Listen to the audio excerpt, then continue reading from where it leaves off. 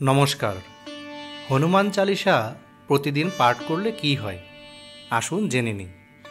এ কথা আজ সন্দেহাতীতভাবে প্রমাণিত যে প্রতিদিন স্নান সেরে হনুমান চালিসা পাঠ করলে পার্থিব যন্ত্রণা থেকে মুক্তি মেলে, দূর হয় জীবনের সমস্ত দুঃখ, কষ্ট, দুর্দশা।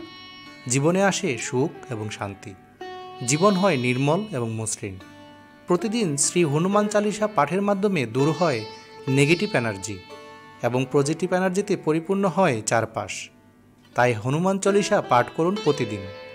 সম্ভব হলে প্রতি শনিবার এবং মঙ্গলবার ভক্তি ভরে শ্রী হনুমান চালিসা পাঠ করুন। হনুমান চালিসা পাঠের উপকারিতা: শনির সাড়ে সাতির প্রভাব কমতে থাকে। একটানা 40 দিন হনুমান চালিসা পাঠ করলে 12 জ্যোতির্লিঙ্গ দর্শনের সমান পুণ্য অর্জন হয়।